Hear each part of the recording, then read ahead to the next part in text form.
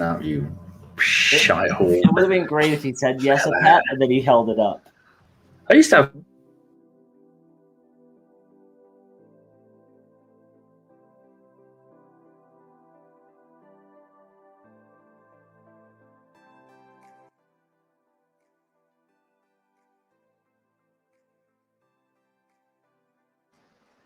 What is happening? What the hell video is that? Mike, what are you doing? I have no idea. I forgot how to podcast. What the hell entrance was that? I thought that was our... Is it not season 6? It's not season 6. I have to create a new one. And... He's already started. No, I know. I saw it up here. I just want to know if there's an echo. Were you guys messing with me? No, we're good now. We're good now. Hello. So yeah, welcome Andy, go. to the Gooners podcast. I'm just going to say it. Why are we doing this? Season 5, episode 100,291 of this awful season that won't end. The only reason this isn't season 6 is because Andy hasn't gotten off his ass to make us a new video yet, and I have no idea what that thing was that we just played at the beginning. That was it says S5 video final, but it's clearly not. So I will make a new one in the next few weeks. I just need pictures of all 4 of us shirtless. Nope. Yeah, well, you can get that. I know what happens when I send pictures. I'm not doing it. No. I can send a bath pic.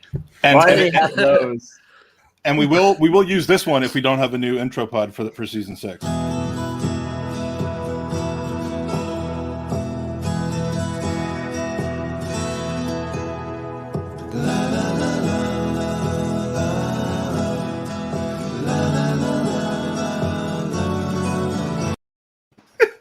I mean, it's a love story between. If all of our listeners aren't extremely aroused right now watching that. Yeah, that was hot. That was hot. Hey, put that up on our Pornhub page. Yeah, we are. Danny, it's good to see you. These guys I saw recently. It's been a while. I actually thought you lot had died. There's usually some kind of abuse in our little 3-man WhatsApp group, and I think it's only 3 of us. I don't know. I never check. Yeah, I've been busy today, going out, sending you pictures and offending you. I'm very sorry about every picture that I sent. Well, only the pictures was of my favorite. Only the pictures of churches offended me, but you should know better by now. So, this is a pod about nothing. We're just killing time. It's halftime of the Emi Martinez game in the Copa America right now. Where we can talk about the Euros. We're going to talk about all the signings that Arsenal is going to make this summer. All you have to do is look at the list of goal scorers in the Euros, and you'll be set. Those are who we need to sign. And thank you for sending the squaddies our way. Squaddies are always welcome in our chat. You may not appreciate it in return, given the way that we've started this podcast out, but always good to have you. So, Andy, replay the video. You're here from start to finish. Oh, I've got others, so don't worry. Oh, okay. You're here from start need to finish. See the video. How has your life been? I'm here let's get the update. Let's not go to finish yet. Let's see how this shit coaster goes, and if I'm going to stay for the whole thing. So what's life been up for you recently? What have you been up to? Let's get the lowdown on Andy, and start like in October when you stopped coming to podcast. That's about it. What did you guys say I had? I had syphilis. I went through a divorce. Well, yeah, you didn't have time to come on because of the divorce and all the podcast stalkers that you had. It's actually my rifling your way through. It's my 8-year anniversary today. Is it? Yeah. I think it's our 5-year anniversary coming up soon. So, am I the second longest relationship you've ever had? No. Well, yeah, probably. Yeah. Nice. Yeah. And I'm better looking than that other one. I'm jealous. But Owen, you've been playing pocket pool tonight? Fucking Yanks. No, I'm sick, man. I'm not well. You got COVID? No, I actually. I'm excited, Andy. Owen got COVID. I've got them home tests in it. I don't have it. No. Nobody tell him that's a pregnancy. Was that a pregnancy test? Yes. He's been chewing on it for an hour. I was wondering what that was. Yeah, it probably is a pregnancy test. No, man. I'm loving life. Do you want to know why? Because Arsenal aren't playing football. And we've got some Euros games going on, which, of course, make your jokes now, Ireland aren't in it. So nobody can disappoint me at this point except myself. Would you root for Ireland if Northern Ireland was in it? But that Ireland was going to be my question. I know it was, my friend. We're as one. We're entering murky waters here, okay, right? So this can be quite a sensitive discussion where I'm from. So I live in Northern Ireland, but I would be a Republic of Ireland fan due to the background I was brought up in. But that's not to say that I'm a glory hunting little bastard. And if Northern Ireland had qualified, I would have been running about with a Northern Ireland top on, no doubt about it. Yeah, I didn't mean to cause any troubles by asking this question, but Andy, see, you should do what Andy did and just, whichever team between England and the U.S. wins the next World Cup, he'll be able to claim as his home country. I've literally never rooted for the U.S. in any match. Hey, here's a genuine question. I know you're going around the horn to figure out what everyone's doing with their lives, but we've got, and I'm just going to interject here, we've got a Arsenal friendly coming up soon. Do we have media passes yet? We are working it. We're working it hard. I've formed a very close relationship with the gentleman who's doing. I mean, I'm babysitting his kids. I'm giving him all the feedback that he wants. We might. The answer is we might. Do you think it's going to be worth doing it with like COVID restrictions, and are we going to get access? Here's the angle. We are a unique media source. We're not print media. We don't need to sit in the press box for 90 minutes. We get our interviews with Josh Kroenke and Vinay. We go and cover the fan perspective because Andy, you and I are men of the people. We are. I mean, if we're nothing else, if we're not men of anything else, we're men of the people. And we want to be with the people, and so we also, they don't serve beer in the press box, so there's that. But they do serve really good brisket. But yeah, if we get press passes, we'll cover some behind the scenes stuff. But we'll spend a lot of the time covering the fan experience because that's what I just feel so bad for all these kids, that go to school and study journalism and then go out and go through apprenticeships and work their way up. Like Canton, somebody who's dedicating their life to it, and then they turn up for this moment that they've worked so hard to get to and look to their side and use two fucking plebs are sitting beside them. Danny, how do you think knowing Tom Canton the way that you do, how do you think he feels that Andy and I have both just while he's still a fetus, we've accelerated past him in the media universe? I don't think it matters what you do. He just pities the pair of you. But poor old Tom. He hasn't slept in 2 weeks because every time there's a rumor, he does a new show about it. They need to stop the rumors because poor Tom, he's wearing himself out. I could barely be bothered to turn up for this. I don't have to do anything. He's knocking out 6 shows a day. I don't mean to make light of this incident, and we certainly won't, and we'll talk about it in a little bit. But he had an article on 101 Great Goals written about Eriksson the day before it happened. I mean, that's how on top of the ball. Yeah, I mean, he wrote that on Friday. So. Mikey, one thing I can tell about you is that you have less hair than the last time I saw you. I definitely have less hair. Yeah. Let me see. Are you trying to look like Pepe? Yeah, Pepe Hernandez. Yeah. 8 minutes into this podcast, and I regret getting the ball rolling on making this podcast. Everything was quiet. Nobody was recording anything. I should have just left it. But here we are. No, see, this is why we love you because I'm sitting there saying, I could propose another podcast for the 95th consecutive podcast, but I'd like for someone else to do it. So, I'm a little passive aggressive here, and I'm busy. I'm like, all right, I'll just wait. I'll wait this out. And then Mikey says the magic words, and I'm like, all right, let's do it. By the magic word, and now I'm not going to let him get an entrance. The magic word was like, guys, can we podcast? Please, can we podcast? Today's a good day. Guys, podcasting, what do you think? This is called the opposite of regular content that comes out. I mean, the way you build an audience, as we've seen from our friends at the Highbury Squad, is you do regular content, you do good content, you do unique content, and you do it every single day. This is almost anti-content. Yeah, we're the Emirates Squad. We're like the opposite. Negative content. Yeah. Emirates Squad.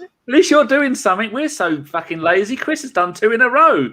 The last time he did that, I had hair. Yeah, when your crew is podcasting more than our crew, we know that we got something wrong. So, I like the Emirates squad's good. I think we could. Do I smell a rebrand? I can't smell anything. My nose is too stuffed up. But metaphorically, do I smell a rebrand?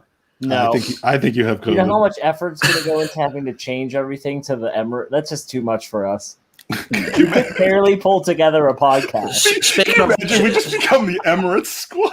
Speaking of which, we're advertising a job at the minute. So if you would like to work for us and gain valuable experience in the field of graphics design and thumbnail making for absolutely no payment whatsoever, get in touch with us on Twitter. Yeah, I mean, there's no better opportunity. There's no better opportunity put out on the socials today than that request I had. At this rate, they're going to make 4 thumbnails for the entire next season. Well, it could just be the Emirates squad talks a bunch of bullshit, and then it could be Emirates squad interview Josh Kroenke, and then we could just use those interchangeably depending on what type of show. I know what we could do. This is very. I'll not even mention the fan channel I was going to mention. Why don't we hold a competition, and one of the listeners can send in a graphic design of any sort, whether it's done by hand or done on paint, and we'll use it for the entirety of season 6. Done. Well, and good luck making a T-shirt better than my homemade ones. I was gonna say Mike's gonna put in the same effort to the thumbnails as he did that Everyone Out shirt. It's gonna be immaculate.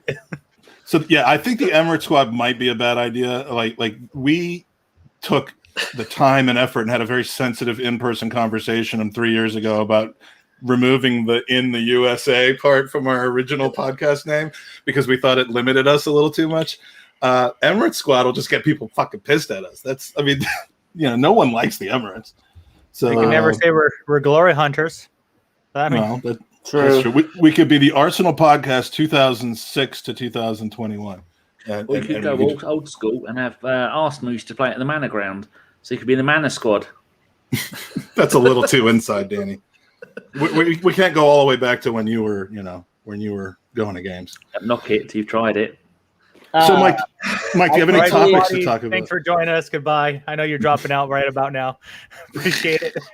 I've got Wendy's coming to the UK. It was all a prank. Sophie set you guys up. We've got Wendy's coming to the UK. Apparently, Sean tells me they do the Baconator. Oh, if Wendy's coming to the UK, Wendy's, is it? That's the official last domino to fall for me to move back. It's right about now. Do you want to know what, Danny? It's right about now. And Andy, it's right about now that I'm happy that you had a forced occupation in my country. This is when the benefits start to flow through. We're getting Wendy's. I'm happy about that. It's worth it. We're one step away from driving on the right. It's got that bad here. We've got a lunatic in charge. You get that sorted out, and I'm on my way. Drive on the right. Let's get it done. Can I just say that it's June 14th, and I, for one, am fucking absolutely pissed off that we have not yet sold Bellerin. Can we go around the room and talk about that for a minute, please?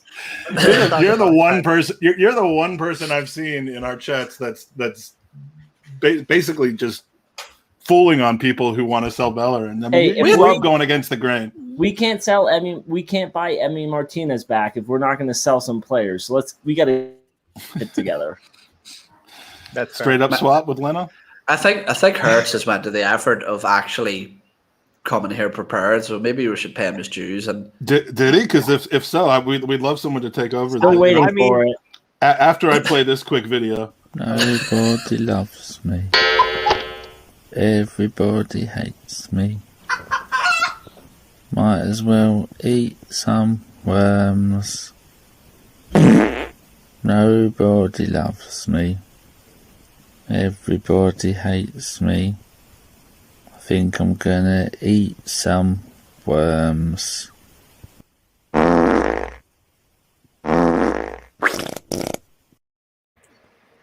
Now, that's not true because we love you. Was that a real chicken? Where did that come from, and why did you send that to us, Danny? What the fuck, man? The offspring's away at uni, And sometimes she doesn't message me for sometimes days in a row. So I just send her needy videos telling her she doesn't love me anymore. Yeah, but it doesn't help her and you reunite if you're sending those videos to Andy and I. It doesn't actually do it. I share the ones that are completely unnecessary. You guys are supposed to filter them and then send them to her if you guys think it will help the relationship. That's how that works. Positive feedback from the chat on this. We You have, added the noises, though, not me. I wasn't having a poop at the time. We have Josh saying that video will be burned to my retinas for life. Mark saying, what the hell was that? Dublin Gooner, that's tonight's nightmare sorted out. So, you've provided, as always, you provided joy to the Arsenal podcast community. Thank you very much. Mikey. Hey, Mike, back to Orlando being in the U.S. We could do another public shootout. Go. Sorry, we got That's Mikey the magic echoing word again. to get rid of Mike. He's the one with the questions. I know. Now. All No right, one knows what to do. Well, I'm sorry, Andy. What did you say? I was just saying we could do another shootout if we go to Orlando. We'll do everything that we did the last time because we're completely unoriginal. But we'll try to do more. Yeah, we'll do. And Andy, that was the stupidest thing that we did a few years ago. We thought that we could get people to sponsor the charity by giving money to make Andy and I do stunts. And I think the only two things that the three things that we ended up having to do was a charity shootout, which we did, and that was insane. I won. What did we shave our legs with Nair? Did they base the movie Hot Rod around you two? You know that guy from Brooklyn. They could have. We attempted to shave our legs with the Nair, but we couldn't get over the smell of the Nair, and we were both gagging in my bathroom, so we stopped. It was like burning flesh and hair with coconut.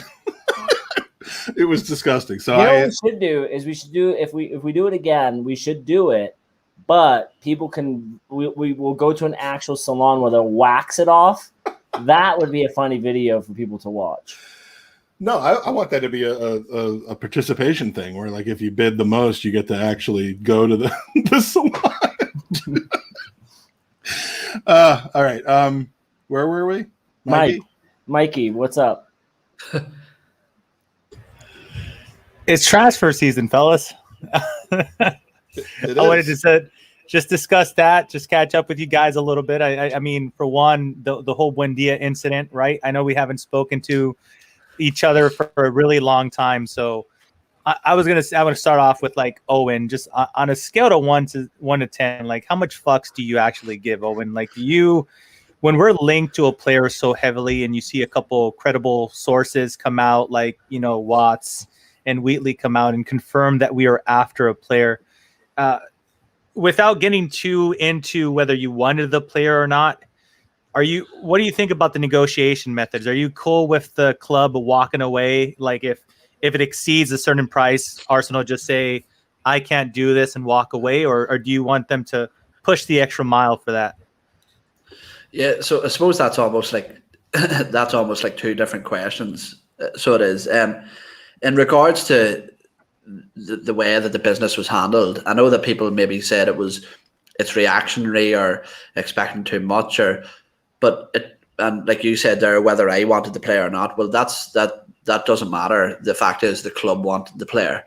And after the whole Super League fiasco and after the statement from the Cronkies and the potential takeover bid and the news coming out that the fans should be expecting some sort of investment and a more aggressive approach in the transfer market and all these promises that we've been hearing, and to fall at the first hurdle for the first player and lose out to a team like Aston Villa, I don't think it sets a good standard for the club of where they wanted to, where they wanted to start off. And we heard from Edu and Mikel Arteta that they have had their plan in place for a while, and it doesn't matter about outs or anything at this stage. They know the business they want to get done, and the fact is they failed on their first big target.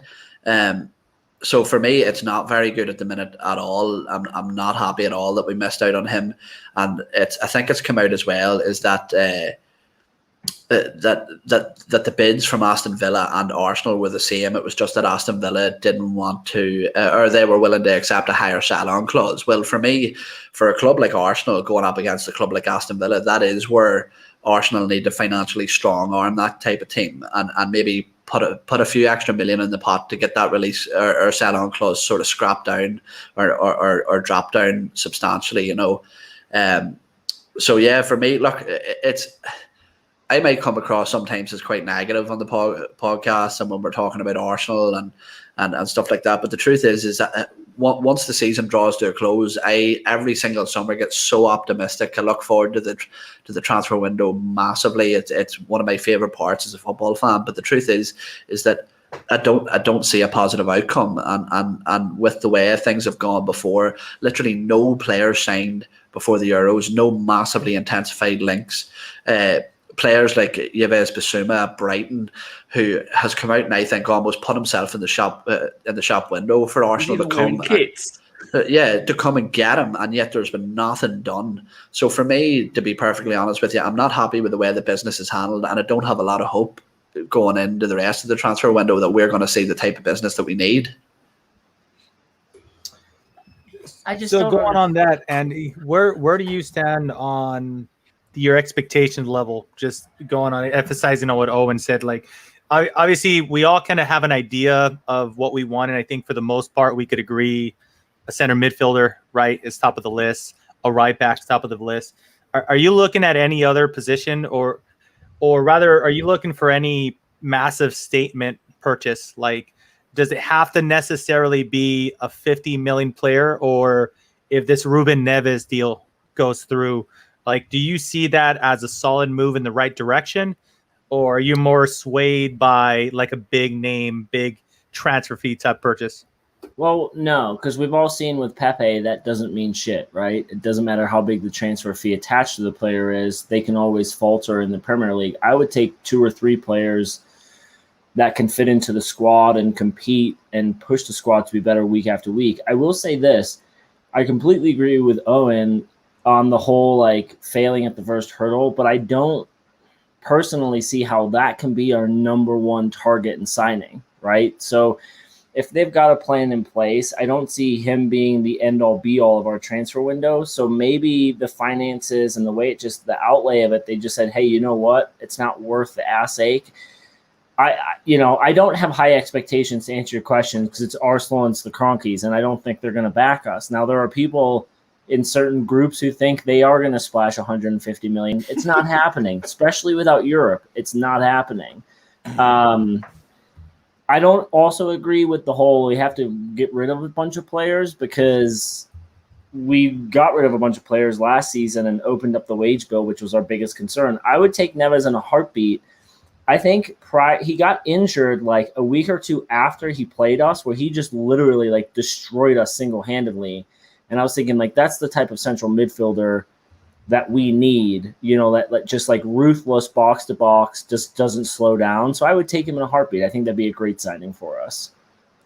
But listen, Buendia, like, I'm sorry, but if you get a phone call and you're like, hey, you could join a team with Bird Leno or Emi Martinez, I mean, one of them somewhat knows Lionel Messi. So of course you're going to go that direction.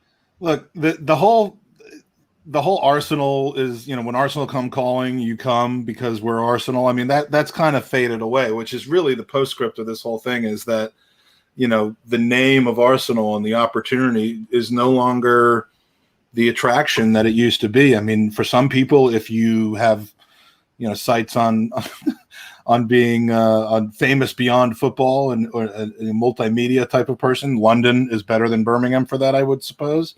But, I get the sense that Buendia is kind of the big fish in a little pond.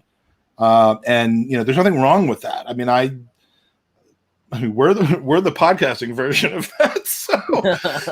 So, there isn't anything wrong with that, as long as you know who you are and you don't bite off more than you can chew. So maybe, Emi Buendia didn't fancy fighting for a spot constantly and having the pressure and having the 60,000 fans once they return. Or whoever decides to show up on your case every week. So, he could have been looking for a way of kind of moving up, getting an improved situation, an improved deal without the pressure, and he found it in Aston Villa with his mate. So, it does look bad on the Cronkies. It does look bad on our negotiating team, because clearly, it wasn't, oh, why did they go out and sign him and we didn't even make a bid? We clearly wanted the player. We just didn't want him as much. And that's never a good way to start off a window. But there's 10 weeks left in the window. There's 7 full weeks after the Euros are done. I don't see us doing nothing. I just don't know that we're going to get everything that we want or need. Well, you say the knock, like we're now the team where like, I could visibly see you across the street where I call your phone and like you look at it and then you decide that you don't want to pick up. So I'm like actually watching you just put your phone back in your pocket. And that's you sound experienced with that situation. That's what Arsenal is nowadays. Oh, we're not getting you up texted.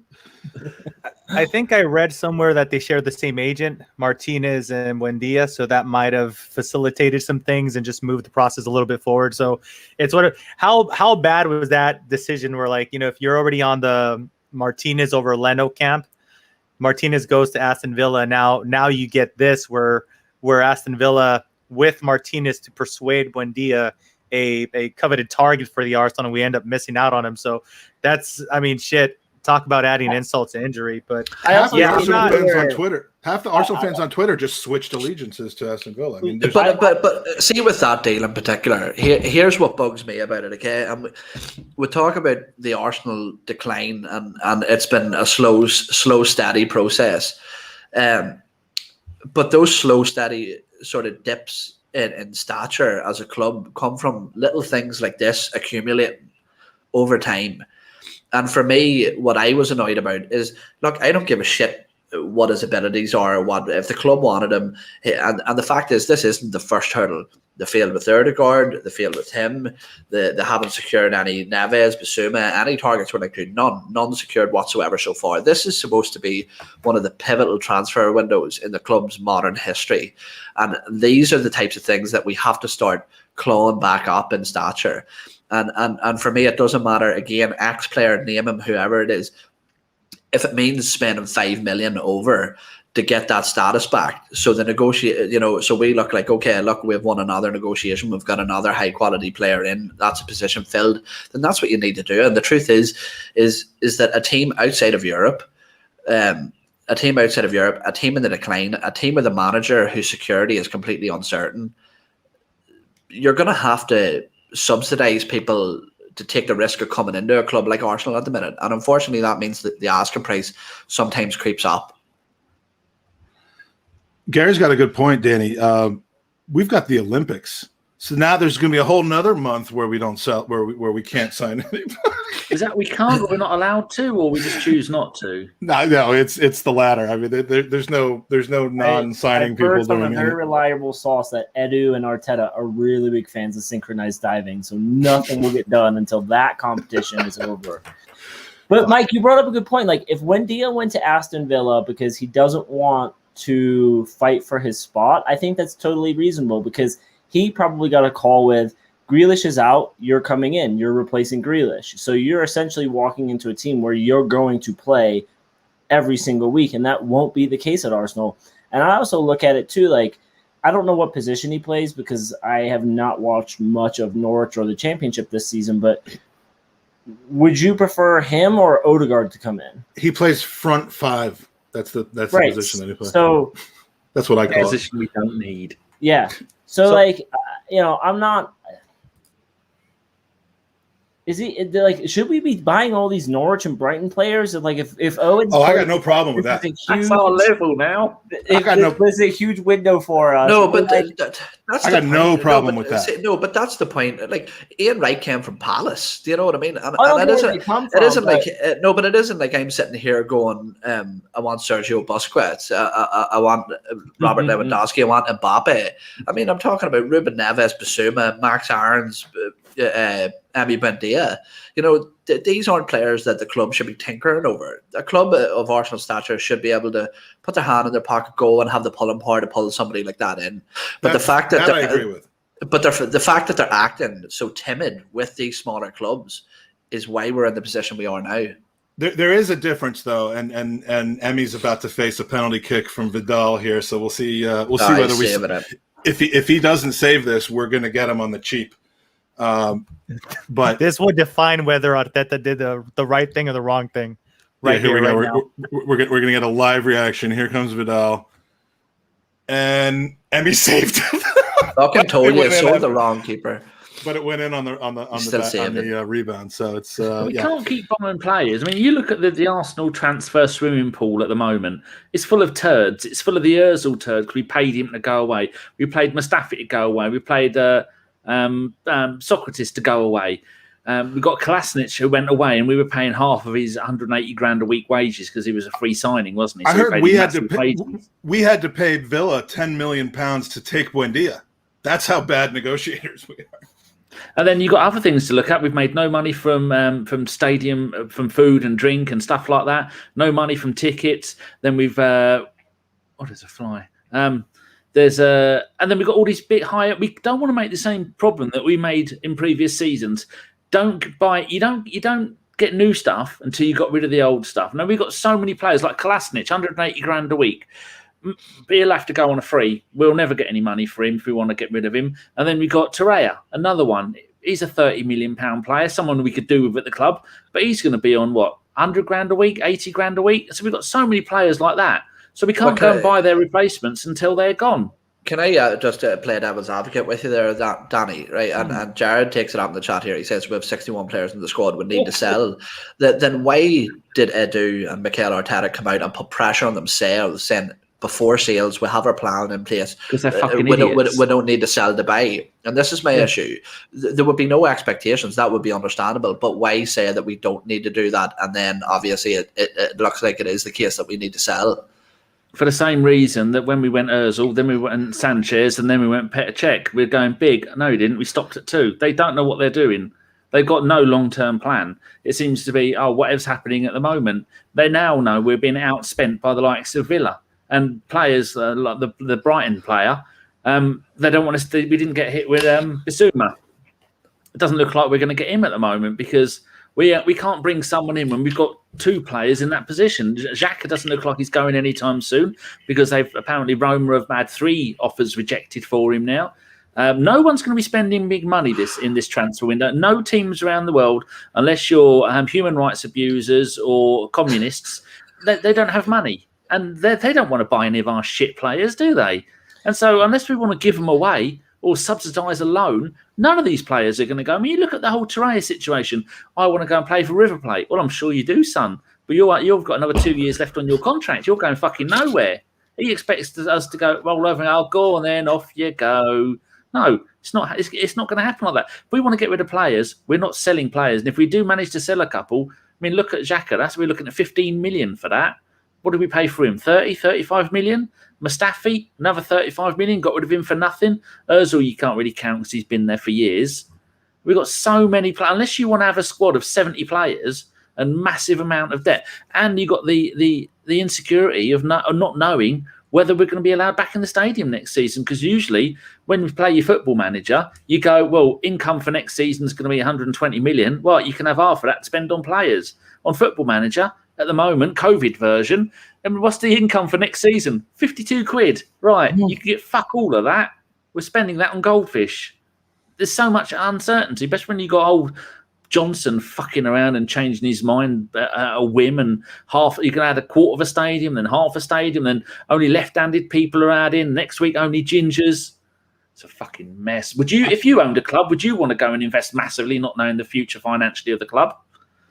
I think if you're going to invest heavily, this is the summer to do it because, a lot of clubs are struggling, especially in Spain, but we don't have the ownership group that will do that. So whenever I hear people go like, this is the year we spend 150 to 200, it's not happening. It's absolutely not happening. We have the wage bill that we removed all these players, but what's really good is this keeper for Argentina. Let's not go to panic station. I don't know if he would have double saved that penalty. If he was I'm not at the panic mode yet personally. So I listened to Charles Watts' YouTube channel on the daily, and I put a lot of stock in what he has to say. Right, so I believe in the certain things that he says, and he himself said by all accounts, from what people tell him, it's like cat and mouse game right now in the transfer window. He says literally, if you look at the transfers that have happened, everything.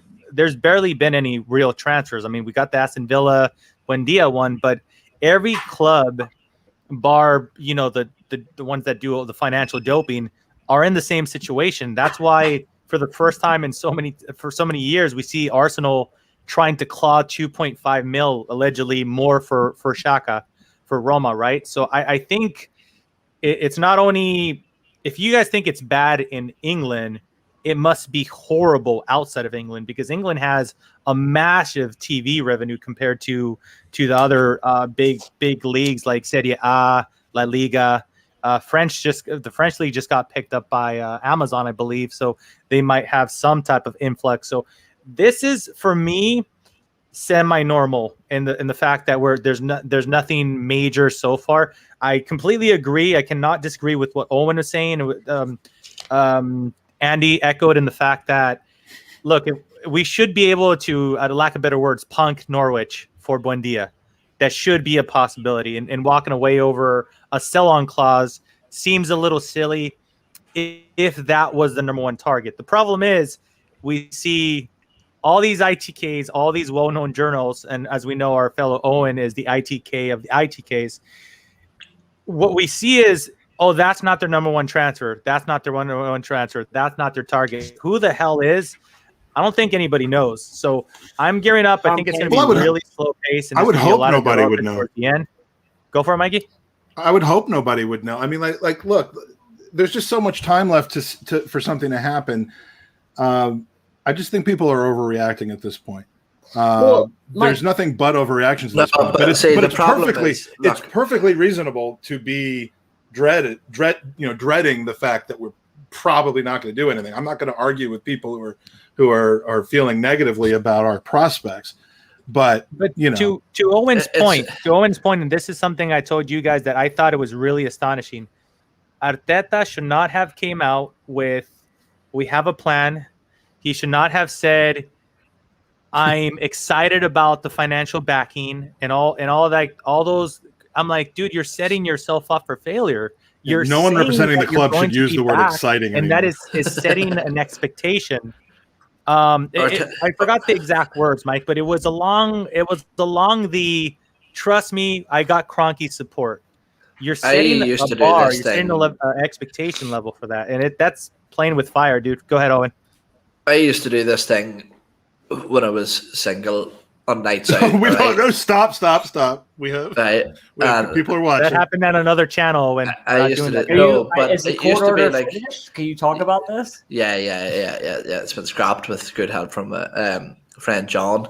No, but I used to go, right, and you would see girls on nights out in a pub, and you didn't know which one to go for, and you would spend all night being like, maybe her, maybe this one, and maybe that one. And then you'd end up spending so much fucking time trying to pick which one to go for that they would all be taken, and you'd end up with a big fat bastard that you couldn't even lift home.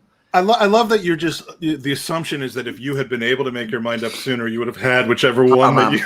Yeah. Look, I've let myself go in recent years. I used to be a stud. I was like a solid 6 out of 10, easy. All right, but and at a pub, that's almost like a 7. My point is that what I think is happening now is that Arteta and Edu have that many options that they would like to go for. This is Ian when he was younger. It's amazing what sunglasses can do to a guy, but yeah, I don't think that they're fully committed on one player in each position. I think they've got numerous, and they don't know which one makes tactical sense, which one makes financial sense. And I think that my worry is that they're going to do what they always do. They're going to run the clock down, and then they're going to go for an expensive signing that doesn't make long-term sense for the club, and unfortunately that's just what I see happening. Mark the grid. Owen is the PSG of nothing. You got to put. I would have paid anything. I would have paid anything to see Owen just holding court, like going, okay, between these three. He's just got him lined up on the wall. They're like, "What are we doing?" He's like, "Just shut up a second. I'm thinking." now, line up in order of height. Now, you 8 go over there, and I'll tell you this. All right, this is a true story, 100% true. I told my missus not long after we first started going with each other years ago that me and my mates used to play this game called Pull the Pig. Okay, and it used to be that you would go out on a night out, and you would go out, and I'm not going to want to hear this. And your So cruel. Your standard, right? Let's say you go into the nightclub at 9 o'clock in the evening. Your standard would be to go for 10 out of 10s, and then every hour you would reduce it by one numerical number every hour. Okay, so you drop down to 9s out of 10s, then 8s out of 10s, and go down. And my one was like, really? I was like, yeah, that's why I met you at 4 a.m. Well, as a 2, I take a lot of offense to that. I don't think that's very nice. Are you guys taking offense You're a to? Lord, I played that. Yes, Laurie. Yes, it's a real thing. It's a thing. Have you guys? Are you like so? You know, with the whole Xhaka to Roma thing, I think we're all in agreement that we would like him to go.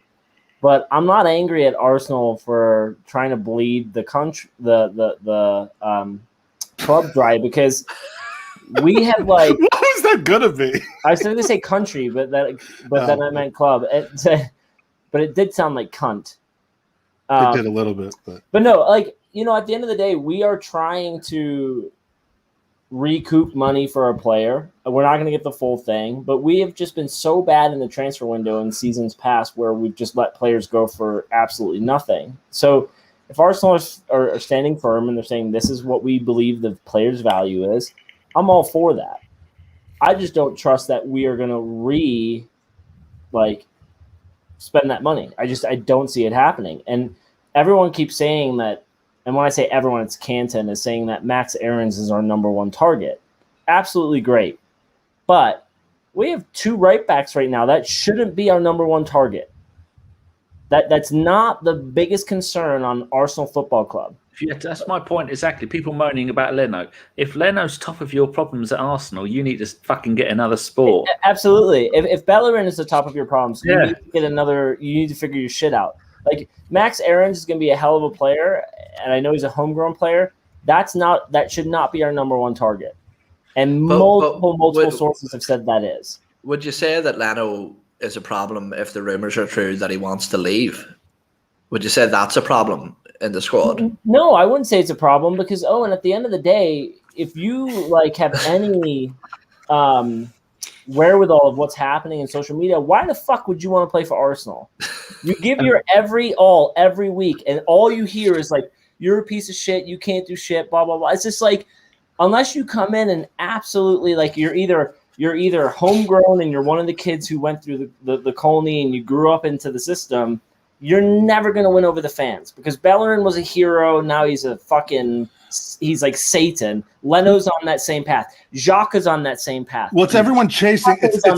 It's chasing that I can be the guy that restored Arsenal to greatness. And the thing is, if that's a pretty high bar to have to meet, fucking impossible. Right. I mean, like if you could do that, if you could be like an Alexis Sanchez coming in, but then never going bad, and just kind of bring the team to glory on your shoulders and get everyone else involved and be everyone's darling, then my God, you'll get a statue. But anything short of that, and you're getting pissed on by 50% of the fan base. No, totally. And I agree.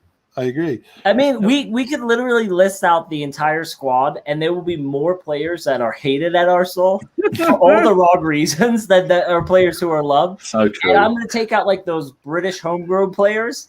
That there's 3 people in the squad. I mean, literally 3 people. Saka, Smith Rowe, Tierney. That's it. Yeah. I was going to say who on the squad right now does not get criticized by more than 25% of the people? Tierney. Saka, Tierney. Pablo Mari. I would have said Partey when we first signed it, but no. I mean, there's at least 70% of people that are already calling for his head. So Smith Rowe, Saka, Tierney. They're the 3 players that basically have a pass. And then, I talked to a guy recently on a Facebook group that was calling Saka one of the most overrated players that he ever saw because he didn't get stuck in and he had no no goals or assists from inside the box. I mean, he found every possible thing to say about. So I mean, there's even your Saka haters. You can add Martinelli. Well, that's been touch and go because he didn't score many last season. Right. But there's still the hype around him. There's enough hype where people are still psyched. Well, that's because he hasn't played. Like once he starts playing, people start hating him. Like Runnerson. Like if Runnerson had never played and done those stupid things in the like 45 shirts, he would have been. Yeah, he would have been like. No one would be talking about Chesney, who I think got an own goal today. I mean, no one would be talking about anybody, Onana or whatever, because Runnerson would have been the solution. Like the less you play for Arsenal, the better you are. It's amazing. You basically want to Flamini your career at Arsenal. Like you pepper in a couple games, you score a couple goals against. Wasn't he like 40 games in a row where he didn't lose because like he only played once every 3 weeks? And I think that was your strategy with the podcast this year, is that everyone would think that you're the best podcaster ever because they miss you so much and they don't. No, that's low. No, I mean, he is, but that's low. That's a stretch. So I don't know. Absence makes the heart grow fonder. I mean, that's what you're. So Danny, here's a question that I had for you because I find it. You just call him amusing or astonishing of how much fans have fallen in love with Saliba, considering he has not kicked the ball for us. So when we were linked with Ben White, who whether you rate him or not, when John Cross got drunk and linked us to Ben White, hey, he does not get drunk. So. How do you interpret this? Because I noticed that every time Arsenal, and I understand similar to your Leno argument, Leno's not our top priority. And you could easily argue that center back is not our top priority right now. But when we get linked to a center back, the number one argument I see online is Saliba. Now, I understand that he's highly rated, but can it just be more than just Arteta doesn't like him? Because like I don't that and B personally, look, I'm not in love with any player in this team. So if somebody told me the club has a plan to move on Saliba and buy another center back, super unpopular opinion, I could live with that. And I know that's not the thing because I know he's the new face and everybody's absolutely in love with him. But I kind of just look at it like, dude, he hasn't kicked the ball for us. We have no idea what type of relationship he has with Arteta. He films people jerking off. We know that. that one's all you, Mikey. I'm not going to bring that one up. He's got that in his locker. So when you hear these types of links for center backs, Danny, like, does your head go straight to Saliba, or are you kind of along the same lines with me, where you're kind of like, if it needs to be sold, he needs to be sold? Well, I think he was. It's like at Christmas when your uncle that you very rarely see come and buys you a toy that you don't want, and then you just let everyone else play because you don't want it. Arteta obviously doesn't want him. He had a chance to. I watched him play for the reserves, the under-23s last season, a couple of games. Walking around, he was the best player on the pitch at times in the few games that he played. He went to. What team? It's not Saint Etienne, is he? Nice. Nice. That's it. Vieira's old team. Even if you just go and look at the stats, regularly 100+ passes from centre back. His centre back partner does it as well. The bloke playing in defensive midfield in front of him does it as well. Even just on the stats, you go and look at it, you go, that's immense. And the number of tackles that he makes and the interceptions and even the odd goal. But you go and watch him play, he is fantastic. And I think if Arteta would have found it, I think Arteta's like Pep. He's a bit of a prick. If someone else tells him this is a brilliant player, Arteta doesn't want that. Arteta wants to be the one who has gone out and found him. I don't want this. I don't want you bringing me in. That's Arsene Wenger 2.0. But is this the case? See, this is what I think of the situation. Before I go on to Arteta, I know in previous podcasts I've stated that I would like him moved on, but he's still here. That window's gone, and now I'm backing him going into this season. Obviously, I want him to succeed, but what I would say is that, are we at risk of losing what could be a possible world-class centre-back because we have got an inexperienced below-par manager who doesn't have the ability or the sense to identify the skill set that this guy has and work through his maybe possible flaws to unlock that potential, because at the end of the day, say for example, what happens if Saliba gets sold this season? We go in, we buy Ben White, Saliba gets sold without ever even having played a senior game for the club, and Arteta gets sacked 2 months later and Saliba goes on to be a world beater.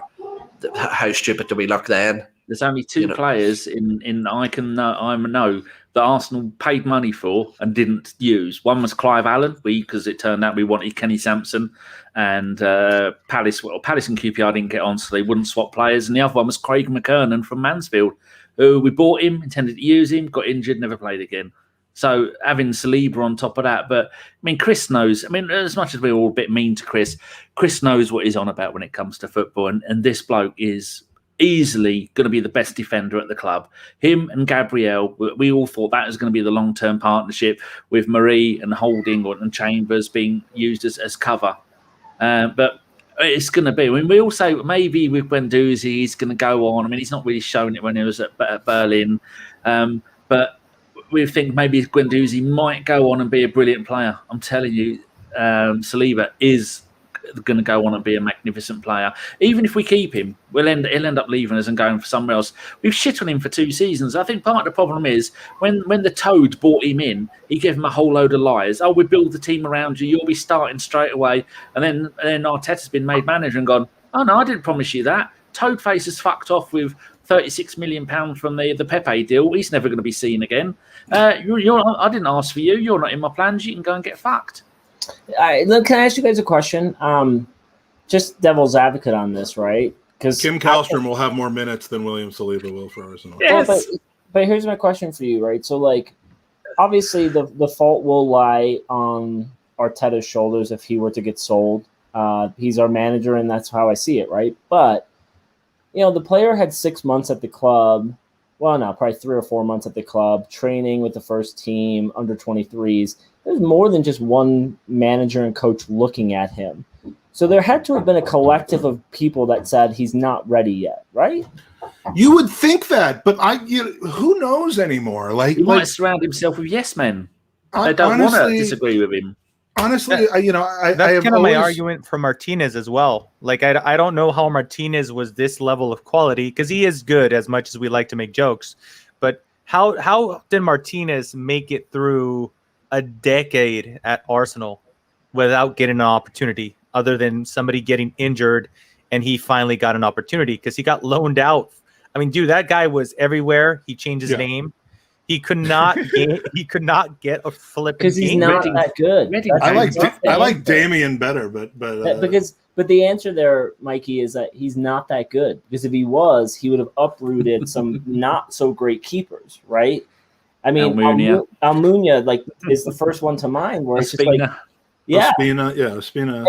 And so like that's where I look at it I got into an argument on Twitter with someone who was like, I literally dropped fucking facts on how Leno was a better keeper than him, and he just would not listen to it. It's just like there's. I can't believe that happened to you on Twitter. Yeah, someone just wouldn't admit that you were right. Well, you know, the guy never actually responded because he had to eat humble pie. But I look at this and I'm like, devil's advocate for Saliba is if there's enough coaches around the club saying he's not a good player, but also players too, right? Like if you're a captain of this team. If you're a leader of this team, you're going into your manager's office and sitting down and saying, why isn't this guy in the starting 11 every week if he's that good, right? I mean... Well, would you put yourself in the firing line with a manager like Arteta who's been proven to be probably too heavy-handed with... But if you're a player like Aubameyang where you wear an armband, if you're a player like... if you're a staple in the Arsenal Football Club and you're guaranteed starting 11, and you're telling me that Patrick Vieira or Thierry Henry wouldn't have walked into Wenger's office and said, but then hey, this kid's unbelievable. He needs to be playing week in, week out. Like that, I just feel like there would be more. Yeah, but you're talking about an environment where Willian was selected week in, week out over players like Gabriel Martinelli, over players like Emile Smith-Rowe, over players like Bukayo Saka and Pepe. And maybe like Danny said, he's just surrounded by yes men, or that it's his way or no way. And I think that's we're guessing at that. We don't know that. Someone just put he's a dictator. Who the fuck knows if he's a dictator? Who's come out and said he's a dictator? The only thing that he has done so far to show his hand is Guendouzi. And that any one of us would have done the same thing. Get the fuck out of our club, you little spoiled bitch. That's I would have extended his contract personally. You know what I mean? So, like, who can we pay to take him though? I mean, at this point, we're going to have to pay. Marseille. Yeah, Marseille 10 million, I think, is the tipped. Look, I want nothing more than Saliba to come play every fucking match for Arsenal and him be the greatest center back that we've ever had, the next Tony Adams. But it's not going to happen. And I think that, like, you know, it's one of those damned if you do, damned if you don't. But it's just not happening. This club, and then what also bothers me is, like, people are like, oh, we lost out to Aston Villa. That's who we are now. That's the club we are. Fucking get it in your fucking brains. No. See, but this like, see that mentality and that mentality, and if the club have that mentality, that's the problem. And it's like, Andy's the reason. But we need to stem the bleed, and that's the problem. Owen, tell me the last time we were in the Champions League. Yeah, it's years now. Tell me years, of course. So let me ask you another question. Tell me the last time that we actually challenged for the Premier League. So does that mean that we should stagnate now and just go, that's what we are, that's it? Because that's what we are. Sit We've been living in that for years. Yeah, but the Invincibles has gotten us blinded, but we are that team now. But the problem is that people want to see that flipped on its head and progression now, and you can't just say that that's what team we are and this is what we have to settle for. There has to be decisions made and actions taken to start to reverse that decline, and that's why people are getting annoyed, because they see that what you're saying is true. That is where we are now as a club. But if we continue in the same manner that we have been for the past few seasons, we will either stay there or decline further. And this is why we need to start now, while the money is still there, you know, while we still do have some sort of money to try and counteract that. Do you think I agree with you, do you think that Buendia is the player that would have cleared that hurdle for us? No. But 6 Buendias. 6 Buendias in a transfer window, 5 of them. You know, they're like, you can't. Nobody's going to come in and completely transform. But when you start going, you know, centre attacking midfield, and upgrade at midfield, and upgrade at right back, and upgrade wherever, when you start to accumulate upgrades everywhere, then the overall standard rises and results get better. And that's just the way football works. You know, like, look at Liverpool. I remember Liverpool had fucking Balotelli, Ricky Lambert, and fucking Fabio Borini playing up front, and now they've won the Premier League and the Champions League. Why? Because they operated like a big club and they stemmed the bleed and started to reverse the decline.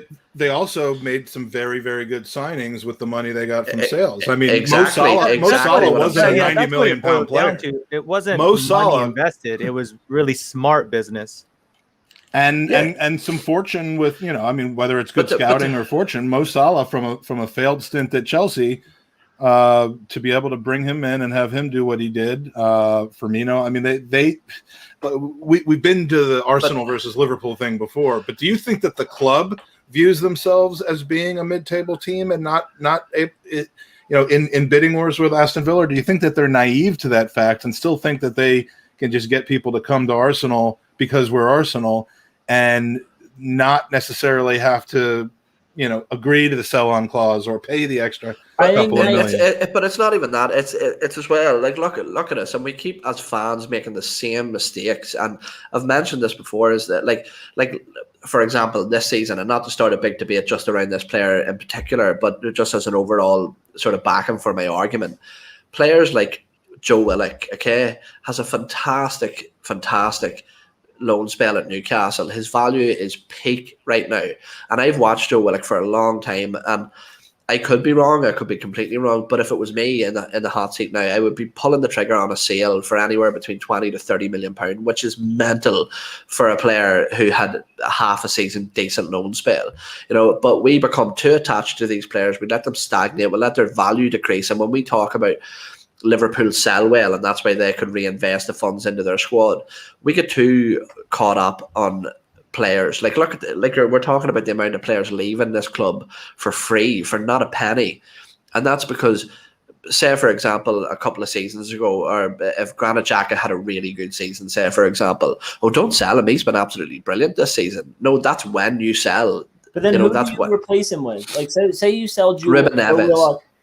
You sell Joe Willock. Owen, real quick, Andy, I just want to point something out. That's not something only the club does. Fans do that as well. That's why I brought up the Saliba thing and about getting married to a player. I personally, a long time ago, I gave up on this loyalty thing with players. It's a business to them. I get it. I don't like it, but I accept it as a reality. So right now, as Willock is playing in Newcastle, you see tweets. Oh, we need goals from the midfield. He comes back. I don't know. Maybe we should keep him. So this is. I just want to point that out. That it's not, for me at least, it's not exclusively like an Arsenal thing. Fans do it themselves. Fans look at how quickly they hype up players and how quickly they forget about players. Because this time last season, when Mainsley was playing, holy shit, people wanted like 40 mil for him. Now he goes to West Brom, has a couple subpar average performances in midfield, and everybody's like, I did not want to sell him to Wolves for 20 million last year. I was like, that's ridiculous. So can I go back to Owen? Because and I'm not arguing with you here, but I'm genuinely wondering, right? So we have Joe Willock in a position that we're desperate for a player to actually have output, right?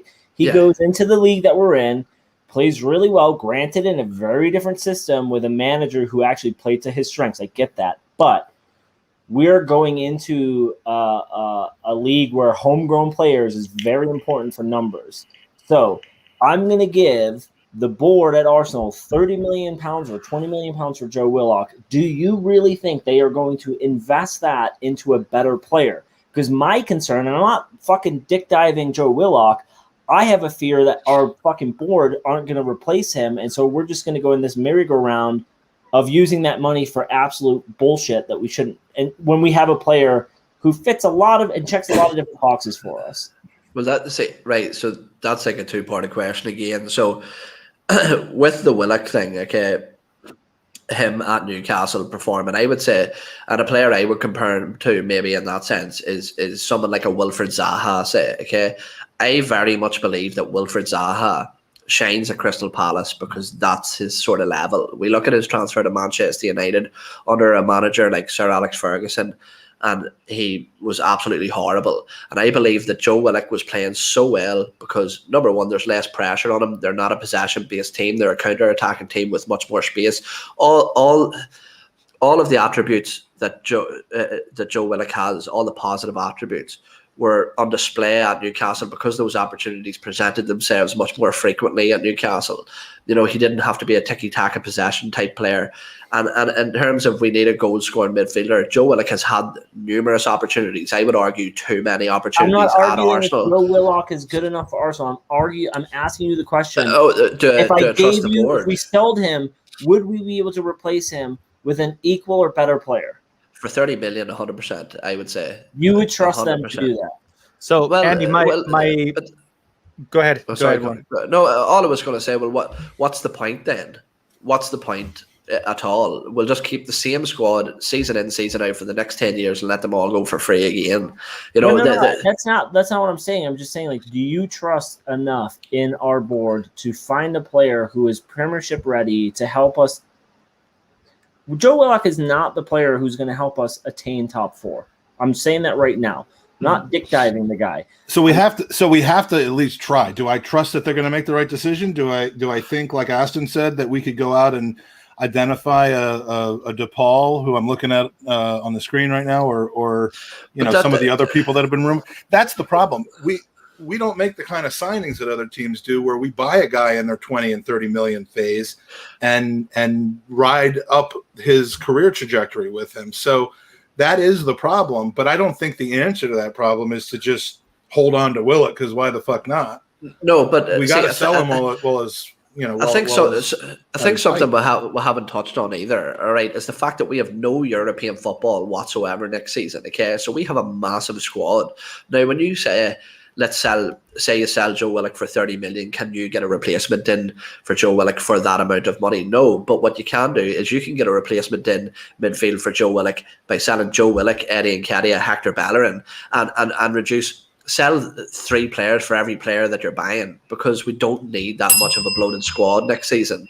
You know, it's now, for me, like you say, Mike, and this is where I'm annoyed, because now it's buying players while you're the first link in the chain rather than the second or the third, when their price goes absolutely sky high. You know, Emi Buendia next season for 60 million, say, and that's where Arsenal fail, I think, because sometimes I think as a fan base, and I'm as guilty as anybody else, we have a snobbery about buying from lower teams. But the truth is, if you go back and look at all the great teams of the 80s, the 90s, the early 2000s, numerous players for those top 4 teams were taken from lower Premier League sides. Danny, how many players from lower leagues did George Graham sign? Perry Groves and Ian Allinson from Colchester, and Dixon from Stoke, Bold from Stoke. Yeah, they both came from there. And Steve Williams came from Luton, but I'm not sure whether from Southampton. I think they probably were the top tier team. Winterburn from Wimbledon, although Wimbledon was top division. I mean, John Lukic from Leeds when Leeds got relegated. It should never be about we're signing these players from these lower teams. And I saw a little bit of it in the chat earlier. I don't think too many people are that snobby that they're saying Brighton got relegated and we're signing their people or any of that stuff. But that is how we build a team, and we have to just go for youth. We have to go for guys that are shown promise and are 23, 24 years old. And it's just absurd how bad we are in the market. But when you look at it, but did you see the reaction of fans when we were linked to Neves? Forget, we just have to forget. You know who's linked to Neves now? I do want to say Neves now. Manchester United. Manchester United are now linked to Neves. So the it doesn't matter because Aston Villa are going to get him. Portion. Oh my God, Danny, I love you. I think there is a big portion of the fan base that are thinking like, no, not him. No, not him. And they get married with a certain player, Jesus Christ, and they don't want to move on from that. So I look. You asked me about Neves with a few of the fellas in the chat, and you gentlemen. I'm all for Neves, personally. I have no problem with that. Lamptey is spoken about. I have no problem with you want to ask Neves to play in the 10 role. Is that what you want? No, I would have him as a double pivot with Partey. For me, what Ruben Neves is an upgrade on Granit Xhaka, somebody to control. Like, this is what I said as well about Martin Odegaard, because I think a lot of people judged him too harshly through his stint here. And for me, what Ruben Neves does is quite similar to Martin Odegaard. And it doesn't matter that he's not this driving, running player that is exciting in attack, but every team needs a heartbeat. You look at somebody like a Jordan Henderson at Liverpool, gets the ball, moves the ball, dictates the pace and the shape of the game. And for me, that's what a Ruben Neves is. I think at times, until we've seen Martin Odegaard come in, and to an extent Emile Smith-Rowe, we lacked that massively. And I think that's why we improved so much in the second half of the season, because it wasn't just all-out frantic attack, get the ball down the wings. It was composed. It was judged. It was precise. And I think somebody like a Ruben Neves does that very, very well. Also, I think he's more defensively competent than Granit Xhaka. His short passing is better. Is not that it overly matters in that position, but his shooting is much better. If we got a Neves and Odegaard this window, whether Odegaard comes back on loan or if we can get a deal for him, are you boys happy with those two signings in the middle of our park? Because I would be. I'm one of the fanboys that are absolutely all out hung on Basuma.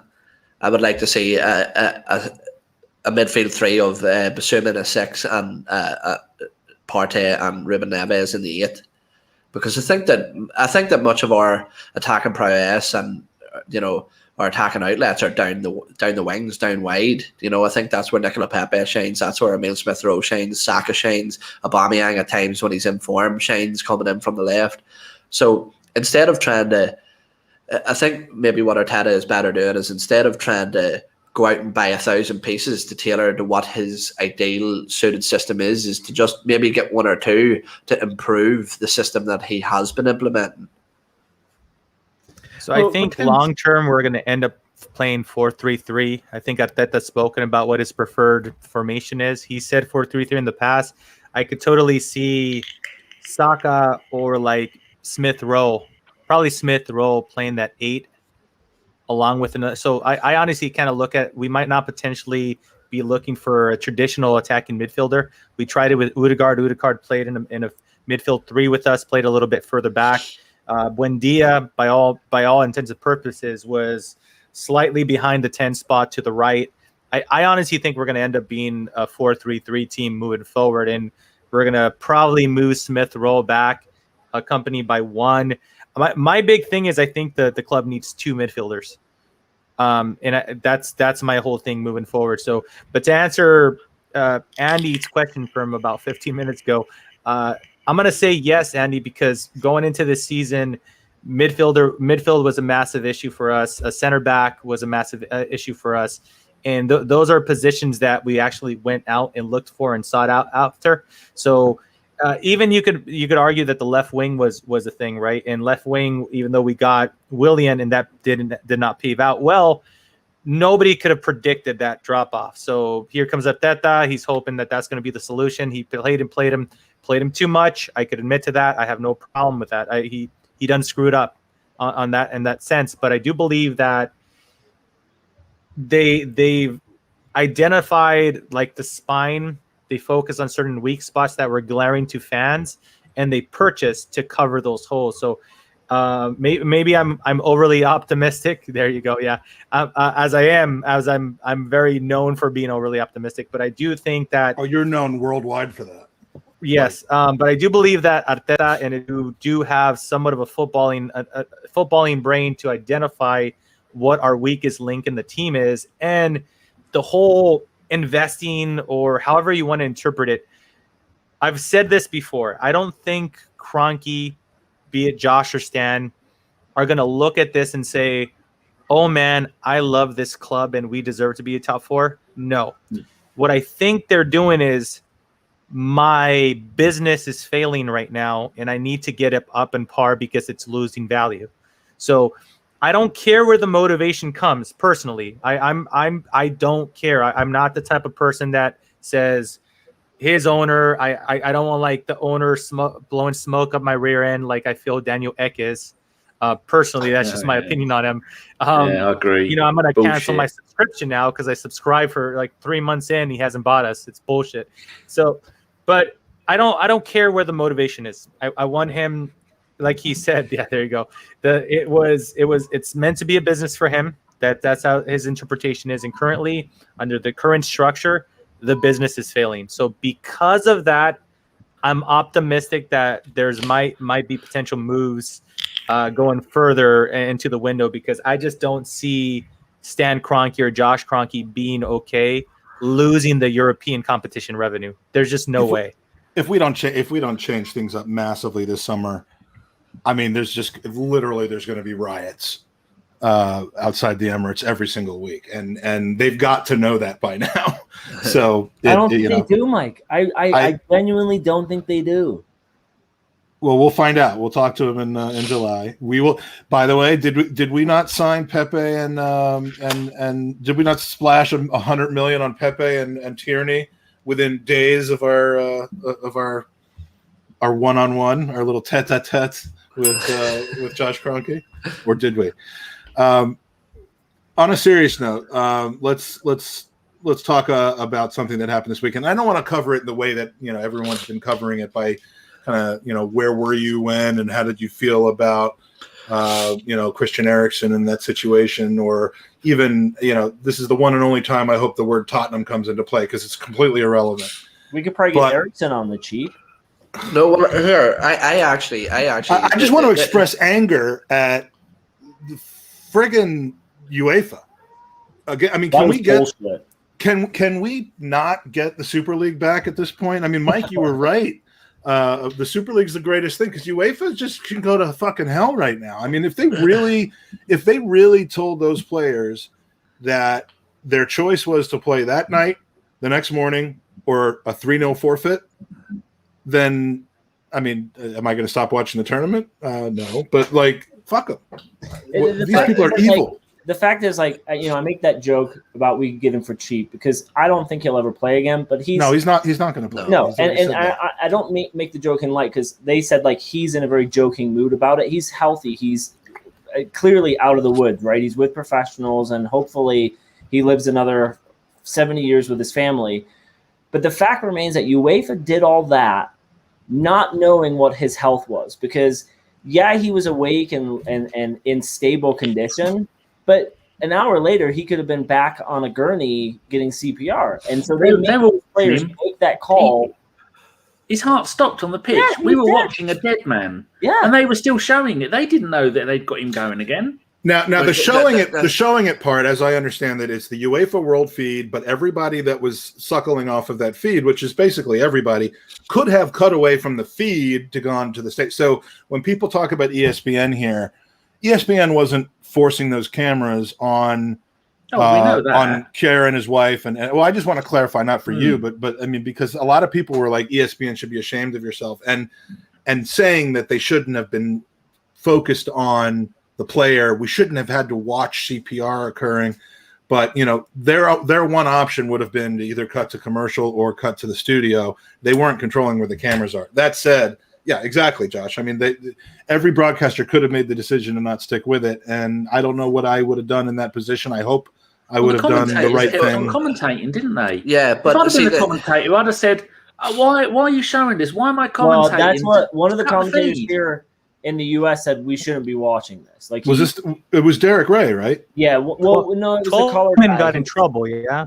Yeah, the color guy just said, like, because I think, you know, at first, like, okay, you know, play hindsight 2020. You don't know what's By the way, in the U.S., the person who does the punditry is called the color commentator. Yeah. So I'm just clarifying.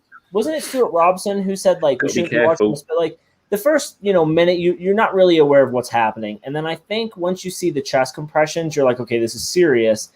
And then you see the defib and you're like, what are we watching? Like, this is absolutely absurd.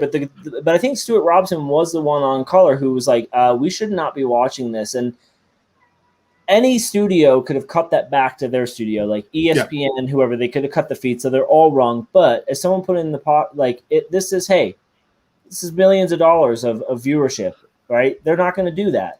And UEFA have pushed these players to the brink with this short season, with the Euros going ahead as quickly as possible. No water breaks. No water breaks. And we all, you know, like, this is entertainment to us, but I'm sorry, they are just as bad as the 6 people who sat down to try and start this Super League. They are just as guilty because it's all about the money. It's all about the money. I think he is alive, because that would have just been. Oh my God. I think what was annoying as well is that over here, obviously, all the matches are shown on BBC, who are supposed to be and present themselves as the pinnacle of televised broadcasting. And first of all, I think as well, I know you said that we wouldn't talk about where we were, but just to let you know that the sort of effect that it had on everybody, it was actually my birthday on the 12th, and my family had literally come up with a birthday cake and brought the birthday cake out and cut it, and we all sat down to watch the match, and it was literally just silence. Nobody spoke for the entire rest of the day, and everybody moved on quite quickly after it had all sort of eased off. But first of all, the referee, I'm pretty sure, forgive me, I forget his name. It was Anthony Taylor. Anthony Taylor, yeah. But that was his first major international tournament that he had ever reffed, his first ever match, I'm pretty sure. And for him to stop the game, you know, it's common practice now when a player goes down off the ball and the ball's still in play to let the game go on. 5 or 6 seconds, absolutely fantastic from him, and as well as teammates. And I think this is what spoke volumes for the type of society that we live in today. For the team to have the awareness to make a curtain around him with their bodies while they're all absolutely distraught seeing one of their best mates land on the ground with no heartbeat whatsoever, getting CPR, being defibbed, and to stand the entire time speaks volumes of the type of society that we live in today. I'm not sure about, you say it was a national feed, but the cameramen were actively trying to zoom in on angles to see him land on the ground. Now, what I will say is, we touched on commentators and the studio. I think Martin Keown, multiple commentators were absolutely fantastic. You know, that's a difficult spot to be put in.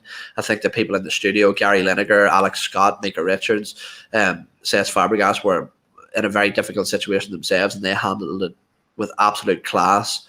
But like you said there, Andy, thank fuck he survived, because that would be an absolute tarnishment on the BBC's reputation, multiple outlets' reputations. But it's just very, very lucky, man. It's just very, very lucky. And I think there needs to be procedures put in place from here on out, because obviously this isn't the first time. There's a this has procedure happened. with a streaker. Yeah, exactly. But I want not to even see the that. streak. I Do you want want to to know? see the streaker. Do you want to know what right? upset me? The fact that the amount of money in this game, the amount of organization, like, even, I know this sounds stupid, like we're going into nitty details, but have an erectable tent there that you can put over somebody if they're getting some sort of treatment like that. Oh, they get the sponsorship boards out at the end of the game for the interviews quick enough. My Exactly. neighbor set up a tent yesterday at our community swimming pool in like 30 seconds. I pitched a tent when I was watching that video of Danny earlier. It's absolutely absurd, and like we keep saying, like, thank fuck he's okay, and the best case scenario for him is that he gets to kick a football again. Worst case scenario is that he retires and he gets to go live with his family and he's healthy. I'm sure every test has been run on the poor guy, and the reports I read this morning was that he was joking around with friends. So at least he's in good spirits. Don Juan said that the tournament would have been canceled if he died, and I saw Mike shaking his head. No, it would not have been. That isn't us saying that it shouldn't have been. It should have been. That's us saying that UEFA would. I mean, UEFA wasn't. They didn't know that he was out of the woods. To make money off of his death. They still might make money off of the incident somehow. What I'd like to have seen is after Finland scored in the 91st minute, gone and spoke to the manager and let Denmark walk through and score a goal. That would have been a fantastic thing to see. And then you know what? UEFA would have somehow penalized Finland for that. Yeah. Because the integrity of the competition. There's no integrity in any competition that UEFA has anything to do with. And the people that stood, I mean, the people who stood by UEFA, not many did, but they're justified in being the whole bully on this ESL thing. I'm not about the ESL, but I am about UEFA being treated in the same way that this all started. How are they the arbiters of what's right and what's wrong in this game? So I'm going to open up a big can of worms. So Owen, this is a great time to let you go before you deep dive into this. But Owen needs to cut out because Owen's allergic to worms. Yeah, thank you so much for joining us, sir. It's been a pleasure, boys. It's been emotional. And, yeah, let's do more of this. Yeah, Andy, I'll see you in January. Okay. Peace out. All right, take it easy. See ya. Okay, so Andy, 10, 15 minutes. Good with you? I know you're a little bit on a time restraint too. Yeah, no, I'm good. Okay, so here is my can of worms that I know this is a super unpopular opinion, but I feel like for the sake of the conversation, I'm gonna throw this opinion out there. Mikey's already laughing because he knows what I think. No, I changed my name. That's why. Yeah, I'm laughing. Okay. Okay, super unpopular opinion incoming. I want to get your guys' thoughts about this, but is this going to be a super unpopular opinion? I think it's going to be a super popular opinion. If we were going to rate this on how popular this opinion is going to be, like, where would it be? Really unpopular. Like, at 1 to 10, unpopular is going to be 10 for sure. Okay, but because is it going to be as unpopular as this?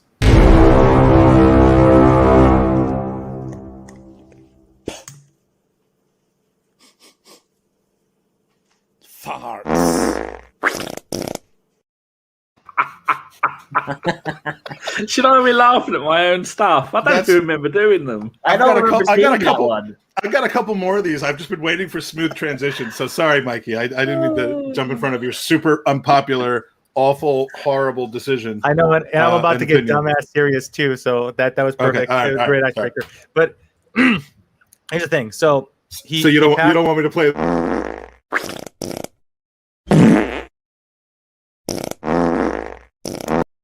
So that would not have been a good time for that. This is brilliant for the only audio people, right? For iTunes and Spotify that don't get to see what's going on. They just assume somebody's taking a dump in the middle of the podcast. And we've lost Andy now. Either that or he just wants to see us looking at a scary piece of art. Andy. All right, Mike. I promise I will not interrupt anymore. Okay. I don't understand the backlash of people saying that the game should not have been played. I don't understand it because, now hear me out. Just last year between Getafe and Valencia, there was another racial incident where the player gets close to him, calls the player the N-word, or calls him a monkey. They walk off the field. The organization did the exact same thing, said, hey, play or you lose the game. Okay. The Wolves game versus Arsenal. We all saw David Luiz. After that head clatter with Raul Jimenez, he wasn't right. The players weren't right. There were players crying. There were players upset. Raul Jimenez left the field not even conscious. We did not know to the extent that the damage was. We don't even know if he's going to play again. Reports are looking good.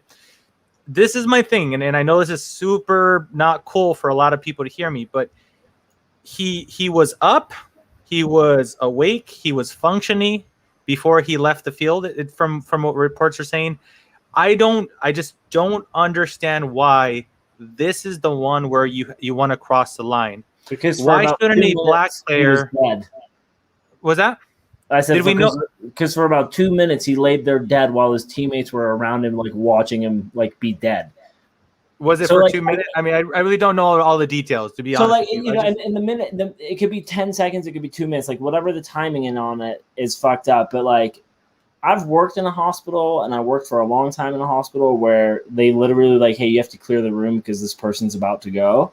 Like, it's weird, Mikey. And so, like, you know, or you hear like Room 101 Code Blue, which in our hospital was like, hey, the crash team are going in there to revive this person. And you're like, oh shit, I was just in there like 15 minutes ago having a conversation with a patient you've seen for a week, but they're ultimately a stranger. So you're talking about one of your closest friends and your teammate who was seemingly dead until they defibbed. And these players weren't like they were on the other side of the field. They were surrounding him and looking down on him while this was all happening. So like, that's why I call bullshit on UEFA for making them redo this, because he was literally dead.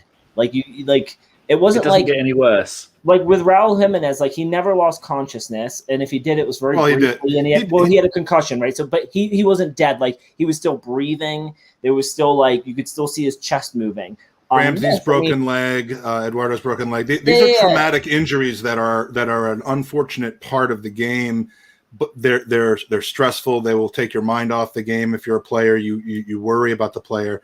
But I think I would frankly equate the racism elements to the Eriksson element more closely than I would the Neves thing. And I was livid. You know this, Andy. I was livid after that game that Luiz went back in the game. I got an argument with my, a dispute, a debate, friendly debate with our friend Miami John about it, because, he was playing devil's advocate because he's a lawyer. That's what he does. I just thought, with something that severe, the player shouldn't have come back on. But I was never really thinking in terms of the game shouldn't have continued.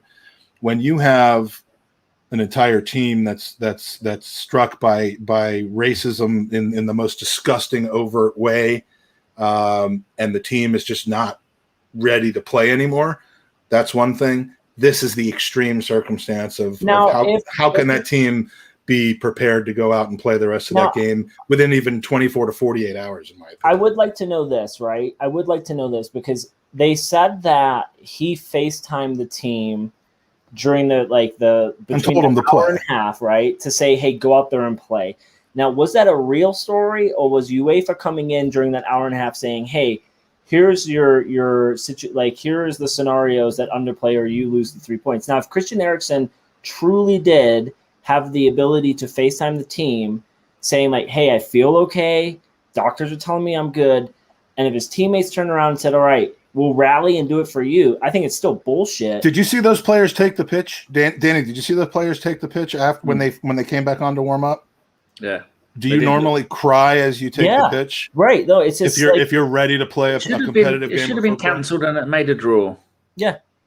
Well, so Mikey, that's why I think the uplift, because he died, like he was dead on the field. No, and had it not been for the quick thinking of referee, captain, and then those medical personnel, right, he wouldn't be with us today. So that's why it's a huge deal. If it was a broken leg or whatever, that's a completely different ball game. But he was revived to life. And I was on the same page from a look. If the players want to play, if they've been in touch with Eriksson and Eriksson's like, go on and win one for me, I'm fine. If all that was the case, then by all means, maybe there needs to be an adult in the room and say, you know what, the players are probably working off of emotion and fumes right now, and we shouldn't do this. For the family, for the supporters, we should just take a pause. But, you know, maybe if everyone said they wanted to, it's coming out now. Braithwaite has made comments. Schmeichel's made comments, and both of them basically said we were put in a position where we were given two choices and neither of them were good. Okay, And but can I say, why not take the L? Just again, I guess devil advocate here. Why not? If you're the Because they Denmark shouldn't players, have to. look at they Take it- gave them the option, right? They said don't play, you lose 3-0, right? You forfeit the game. Why not? Why not Because just say 3-0, just, because fuck it, we lose? if you know what, Is in the the tournament that competition- important? Like they're like, oh no, we can't do this because we won't progress. if they Like, would have who's- turned around and Who's said, giving hey, the pressure to them? if you could have turned around and said to the team, hey, you can lose 1-0 or 3-0, they're going to take the 1-0 because goal difference is such a big thing in a tournament competition like this. But there's no chance that UEFA, because of the TV money and the ad space that they would have lost because they had already sold it for the additional 45 minutes, you're not telling me that they couldn't have turned around and said, hey, in 72 hours, we'll replay this game. Instead of you guys have a training match, we're going to throw you both on the pitch. We can throw the ad money back. But within 72 hours, those teammates would have known, like, hey, dude's sitting up in his bed. He's cuddling. game could have been his played son. today. Game could have been played today. Yeah, he's cuddling his kid. His wife is there. He's making jokes. He's laughing. There is even talk that he might be at the next match.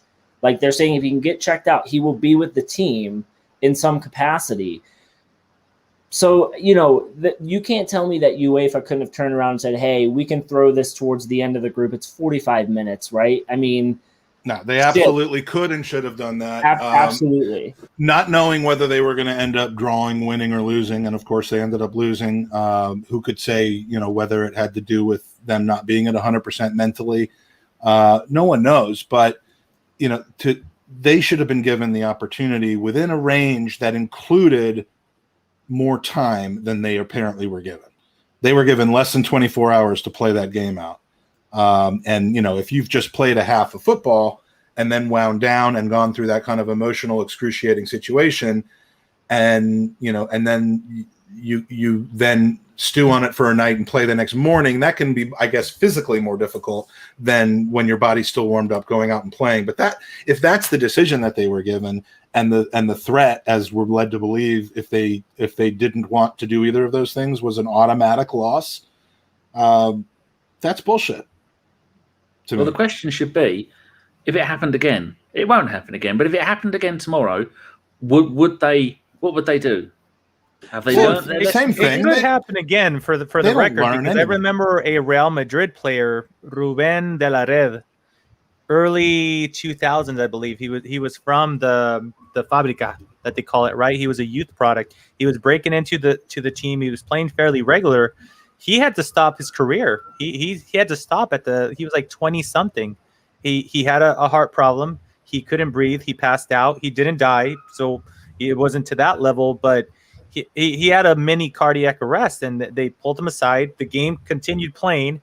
They treated it like a mini injury. So all I'm saying is I can't say this won't ever happen again, because I can potentially see this happening again. I mean, we got the World Cup coming. I could see somebody passing out for a heat stroke. I mean, that again, this is not life or death, but another cardiac arrest or this type of incident could potentially 100% happen again. It's rare and far in between, but it can. But essentially, with there was apparently I didn't watch it, but there was apparently a pretty bad concussion in the next game. I mean, there are with in the Belgium game. If UEFA were smart, right, the best play they could have done is they would have said to Denmark and Finland, we're going to give all of the players time to recover from this. We're going to move this match to the last match day of the group stage. Hopefully, Eriksson is healthy. He walks the teams out onto the pitch. We make a big fanfare. We fucking go full in, and we're like, hey, heart health, because all five, like, I know it's not me. I'll probably die tomorrow of a heart attack, but heart attacks run in my family. So I've actually gotten tested and screened with calcium tests. It takes 15 minutes, and they let you know if you have plaque buildup. The healthiest person is Christian Eriksen, just had a heart attack, right? But they could have made a huge deal about this and made a big thoroughfare and made a shit ton of money. But no, They put themselves into a shitty situation by forcing these players to play when they could have said, hey, we're going to give you time to get over this. Oh, he's okay now, and there's talk he's going to meet up with the team. Cool. He can lead out the teams, and we can make a huge deal. Their inflexibility in the name of the integrity of competitions is legendarily just bullshit. I mean, absolutely. Yes, there are fans that bought tickets to that game, and they may not have been able to go to the game at the end of the thing. But if you're a fan, and first of all, there's only a portion of the fan, so it's not the full logistic nightmare that it would have been. But look, I'm sure that every single one of those Denmark fans that paid to be at that game, and it was in Denmark, so they didn't travel abroad. Maybe the Finnish people, and this is a logistical thing. Those two nations happen to be very close to each other and very close to where the game was being played. So it isn't even as bad as, rescheduling a game for a week and a half when you were flying in from Argentina for the World Cup in Germany and you were planning on going home. It's not even that big of a deal. It could have been rescheduled. And, I don't want to keep banging on a dead horse, but UEFA's just, it's crazy. The inflexibility just drives me crazy. Now, that concussion was in the Belgium game, right? And Belgium makes me think of Brussels, which makes me think of this. An entire box of heroes. There's Eclair and Fudge and Whisper, Dairy Milk, Crunchy, Mini Decker, Twirl, Cadbury's Caramel, and the Egg Twisted, because they are my favourite one and I love them and I can't wait to...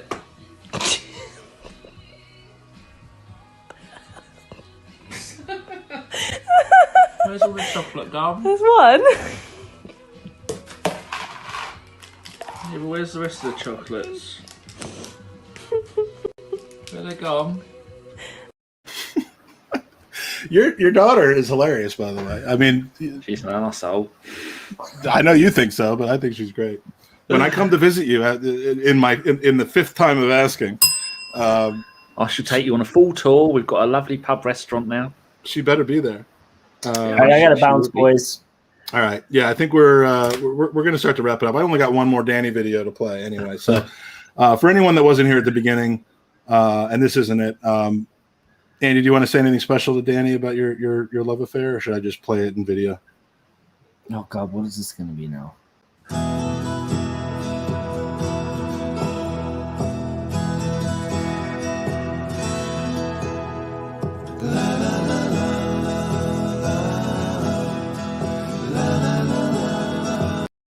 I love that song. It's my favorite song now. Very good. All right. So, any more topics, or should we just round? Any user questions? Anything anybody wants to answer? And Andy, when will we see you again? Probably October. All right, October of this year or next year? To be determined. Okay. I got it one for November. I'm not 100% sold on Orlando yet. I think I might be if we get the media passes. You just want that cachet. But even with that, I'm just like, is it going to be worth it? Because, the behind the curtains isn't that fun. The fact we got to go to the pitch side training was awesome and meet a lot of the people around Arsenal. But are we going to get that access again during COVID? We'll see. We will have to see. I'll keep you posted, and I'll be Mike, on Tinder hooks. Let me ask you this before I leave, okay? I don't want to put you on the spot, but are you and I, if we're in Orlando, going to spend an afternoon at Harry Potter World together? Yes or no? If that's what it takes to actually see you, then yes, I'll do that. If you had said no, I was going to leave studio immediately. I mean, as long as we can be naked, and I'll have to check the rules there, but it's going to be hot. So, all right. Well, see you, boys. Naked, but with a mask on, obviously. See you later. So Danny, are you coming to Orlando for the big Arsenal journey? I don't have a passport. It expired. I last used a passport to go to the Champions League final, and that didn't end well, so I burnt it. Yeah, I don't think you should come because we might lose to Inter Milan with that kind of a mojo. Going back, I was just doing a bit of research. Another player died on the pitch, and they carried on with the game. Marc-Vivien Foé, African Cup of Nations semi-final. It was Cameroon beat. I was just looking, and maybe I can't remember who the other team they were playing. It might have been, I think, Colombia. Either way, he collapsed in the centre circle on the 72nd minute. They stretched him off and carried on with the game. And then he had 45 minutes trying to revive him. And then they won the game, got through to the final. Yeah, that was the Confed Cup, right? That's why it's, I think Colombia. Yeah, Confederations Cup 2003. So it's the one that they play before the. I mean, that doesn't matter. That's awful. That's how long ago since the last one. I checked Tiote as well, but that was during a training game when he had a heart attack and passed away. But it happens so regularly. These extremely fit elite athletes, and they're so finely tuned, and they get too hot or anything like that, and then bad things happen. Yeah, it's just sad. And if somehow you didn't catch Sophie on the Highbury squad earlier, she spent about 40 minutes talking about some lessons to be learned and some personal feelings about the Eriksson situation and other deals that life is too short. Athletes are human, and just some perspective. So go back and watch that if you missed it. But I would say most of the people here did not miss it, nor should you ever. There will be some good announcements coming up on the Highbury squad soon, but there will also be announcements coming up here about what we're doing this summer. Gooners versus Cancer is taking a quick breather while we stock up for the big summer raffle. Wanted to congratulate Gary, who was in the chat earlier. Not sure if he's still here, but don't waste the tweet. He won the team signed shirt for the amazing 2020-21 Arsenal first team. He will cherish that forever or burn it. That's up to him. He can do whatever he wants. Sell it. but yeah, we're going to be doing a lot of great stuff this summer. If you're going to Orlando to watch the Arsenal, and or as I should say, if you're going to Orlando to hang out with other Gooners, because that is really what the benefit of going to watch the team on summer tour is about chilling with other Gooners and meeting people and partying and getting ridiculous. And then there's, of course, the 90 minutes where they play a meaningless game. But if you're coming, you'll be seeing a lot about Gooners versus Cancer around, and it should be a good time. So, Danny, anything else you want to say? How's ABW hanging, dealing with the summer, with the lull, with the Euros? Are you? We make a point of doing fuck all. I mean, Chris has organised a FIFA 21 special with King Flipper, who's a YouTuber. I think he does Twitch as well, and it's just two grown men spending an hour and a half moaning about a game that they love playing. Just stop playing it then. Pair of idiots. And then the Football Hipsters did one, a Euro preview. And so I think there's going to be some football hipster stuff because Chris is too tight to pay to do it all himself. So he sponges off of us and uses the ABW platform. So they'll be doing some Euro stuff on there. But as for ABW, we might do one on when players leave. But when Louise leaves and when Xhaka leaves, who really wants to talk about them? No, I just can't. I've not watched any podcasts. This is the only thing I've done. I didn't even listen to the hipsters one. I'm so sick. I'm still not over last season. I'm just sick of football. Yeah. Well, you'll be back. We'll all be back. This is a good time to ask you, Danny. Can you podcast with me later today? Thank you. We're gonna do a full season review. Yeah. I'm washing my hair. We're gonna go game by game. We're gonna break it into 5-minute intervals. Yeah, I think we're going to be doing a 24-hour podcast-a-thon later this summer for Gooners versus Cancer, and you're going to be my guy for like 2 to 7 a.m. UK time. You'll be my British guy, my English guy, because I know that's when you're at your best. In the summer, I usually get up about midday and I go to sleep about 3 a.m. I know, shocking. That's early. It's still terrible. But that's just when Super Kev's waking up. You guys are like ships passing in the night. So Mikey, you really doing a podcast later tonight? I never know these days. He did this the other day. We did one on Sunday. This is for my good friend Sebi in the chat room. We did one on Sunday, just talking about transfers. Not so much transfer rumors, just players that we would like to see come in. We did like one poor version, one rich version, just to have a little bit of a different type of podcast. We're not one to cover rumors very much, but we will be podcasting on Not Another Arsenal podcast Wednesday night, which is like 4 or 5 in the morning in the UK. So if you guys are interested, you guys could tune in. It's going to be more of a fun podcast. We're just really just trying to have fun during the summer. It's always fun. More of a fun podcast than this? Nothing beats Merlot Mike. Nothing beats Mikey on the wine, but unfortunately there was no wine. He was well behaved. I noticed that you're well behaved when Danny's on podcast, but when you get with Sebi on a podcast, all hell breaks loose. I had to podcast with Sebi. I miss podcasting with Sebi a lot, and yeah, I was on the wine that the last time I was traveling in a hotel, and it was just I invited myself on the podcast. So, but yeah, check out check out Not Another Arsenal podcast. I put the Twitter handle up there. It's at NA Gooner Podcast. Yeah. And so we're going to come up with a random show on Wednesday. It's just good. More fun based. We promise. Tom, look, go to Tom Canton, go to the Gooner Talk if you guys want to talk about rumors, credible rumors for one. I will say that Tom does kind of go through. He puts in the hard work. Off all the BS. And so he talks about more credible ones with actual journalists. He works around the clock and has time to eat a sandwich. He fits it all in. Yes, and he makes his own pasta. And he is running a 24-person. Basically, you get one squad in the Euros, and if they win, you win the pot. Of course, I got Scotland, so that's not happening. But the real Giannis said he's going to donate his winnings to Gooners versus Cancer. I heard a couple people did. I truly appreciate that. Giannis, tell us who you have, by the way, in the chat, because we need to know whether there's really any chance of that coming good. He's saying because he has Finland. That's why he's like, 100%, I'm all in. I think Giannis had. I forget who he has, but he'll tell us in a second. He has Italy. On my end, I have yet to watch one Euro game thus far. I think I'm going to tune in around mostly because Mexico.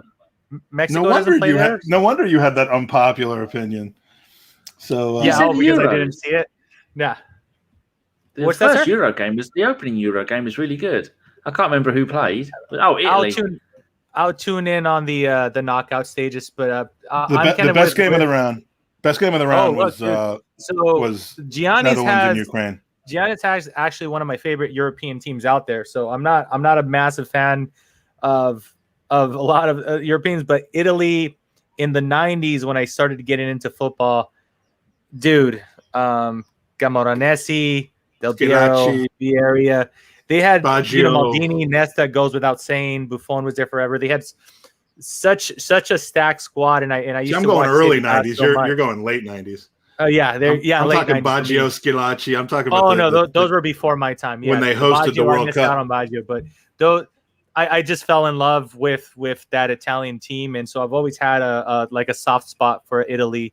So anytime there's a European competition going on, deep down inside, I'm always kind of rooting for Italy. Well, I'm throwing all of my considerable weight behind Italy now because I know that Giannis will come through, and when Italy wins, Cancer will be cured. I remember that game, Giannis, for sure. That was madness, bro. Luis Hernandez, last minute 2-2. You know what game I remember? 2002 quarterfinals, round of 16, 2-0, USA over Mexico. So we're gonna go there. All right, let's end this part now.